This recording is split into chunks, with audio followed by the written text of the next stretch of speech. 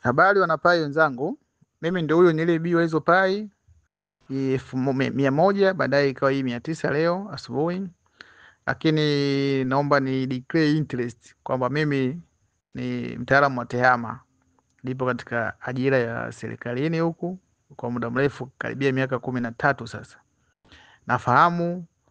Nafahamu masuala ya security katika matumizi ya mifumo, matumizi ya tehama najua. Labda nieleze kwa ufupi mimi ilikuwaje mpaka nikawa victim. Ni kwamba nilitumiwa linki kwa maana not linki, URL.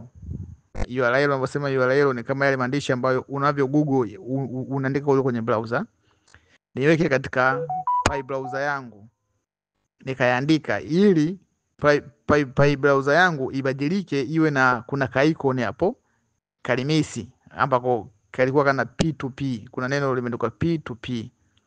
Kwa hiyo walisema kwamba huyo aliyenitumia ukiweka hiyo itabadilika, itaongezeka icon ya P2P.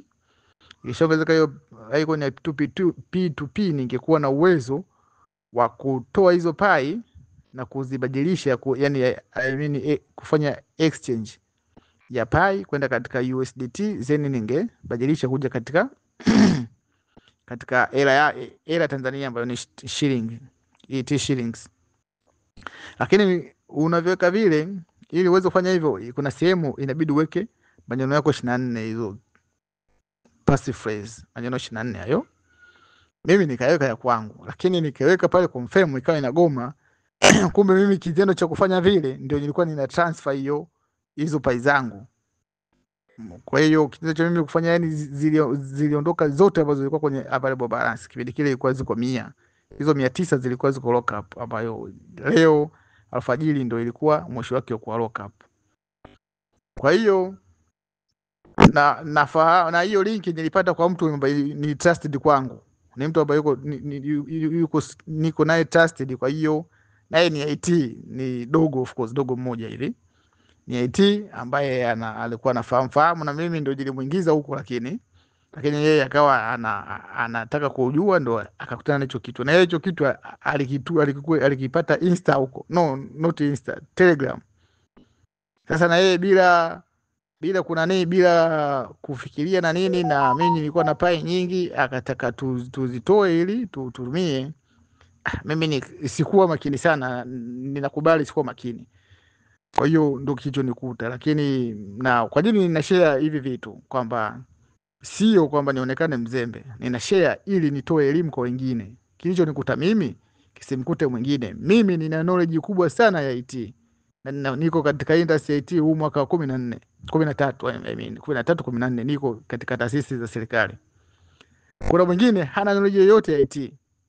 Kwa hiyo ninatoa hii ili kila mtu awe aware, kumbe hichi kitu asisikie tu, yani asisikie mimi ninaonyesha kwamba jamani hiki kitu kipo. Kama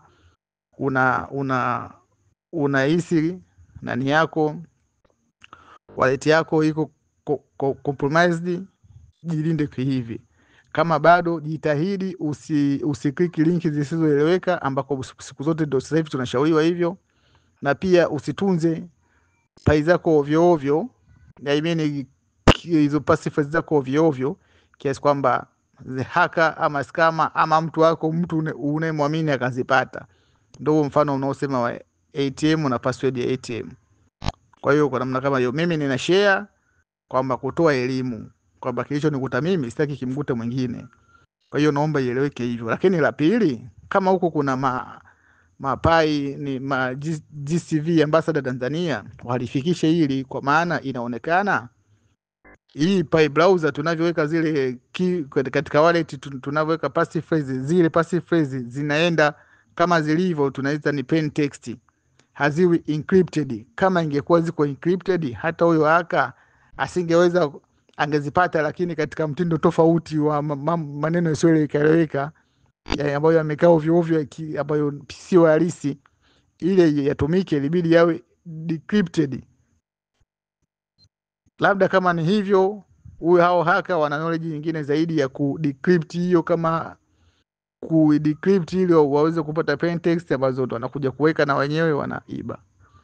Kwa hiyo ombi langu mimi kwangu, kama kuna mjumbe mmoja katangulia, kwa timu waambiwe kwamba waboreshe mfumo wa ulinzi wa Pi browser, lakini pia wawatresi au wanaoiba, kwa maana namna hii sasa hivi sisi Tanzania hapa Dar es Salaam ndo kama hivi tunaibiwa. Imekuwa ni kilio cha ulimwengu mzima kwa wanapai mbalimbali kwamba kuna wizi. Kwa nini sasa mpaka leo hatupati taarifa ama hatuoni kwamba nini kimeendelea kuhusiana na hawa wezi? Hilo ndo ombi langu pia kwa GCV Tanzania Ambassador, walifikishe huko kwa core team, na pia tunavyo ripoti vile wajibu vizuri kwamba ni nini ambacho kinaendelea huko. Ni hayo tu.